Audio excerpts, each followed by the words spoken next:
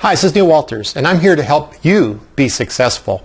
I'm a co-author of this book, The Art and Science of Success, Volume 3, in which I wrote Chapter 25, which is called The Ancient Success Secrets of the Rabbis. I listen to a lot of audios and videos on success, and when a multimillionaire tells me to read a book, I put it on my list, I go to Amazon, I order it, and I read it, and I underline it.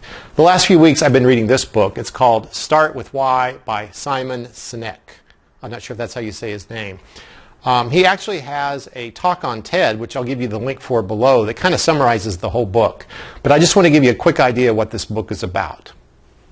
Here's one of the key phrases of the entire book. People don't buy what you do, they buy why you do it.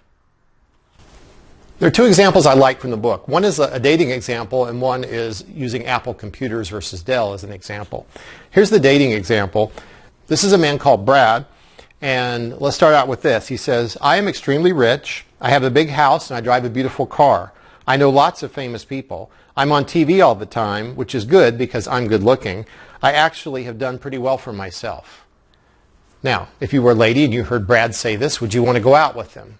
Well, it sounds like he has some good characteristics, but you don't really know what he's about. He sounds kind of selfish, conceited, and stuck up, if you ask me. Now, here's alternative number 2, where Brad says the following. You know what I love about my life?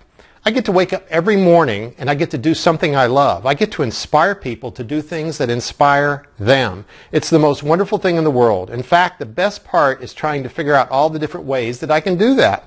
It's really amazing, and believe it or not, I've actually been able to make a lot of money from it. I bought a big house and a nice car. I get to meet lots of famous people, and I get to be on TV all the time, which is fun because I'm good looking.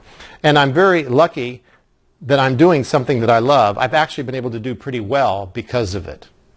Again, ladies, if you heard this, would you be more likely to go out with this guy, this Brad, than the first version of Brad that we presented? Now, let's move on to the example of Apple. Let me give you 2 practical examples. One is with Apple computers. Here's one way they could sell themselves. They could say, 1, we make great computers. 2, they're beautifully designed, simple to use, and user-friendly. And 3, do you want to buy one? Or they could start with their why first. Number 1, everything we do, we believe in challenging the status quo. We believe in thinking differently. The way we challenge the status quo is by making our products beautifully designed, simple to use, and user-friendly. Number 2, we also happen to make great computers. And 3, do you want to buy one?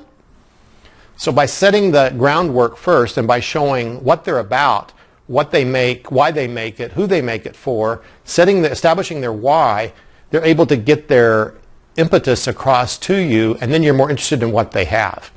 Another example he has in the book is, for example, Apple, of course, made it very successful with the iPod. Sorry, I don't have one. But they got very successful with the iPod, which plays music, right? Way before the iPhone came out. And then later, other companies jumped on this bandwagon. An example is Dell created an MP3 player. And basically, it never really succeeded.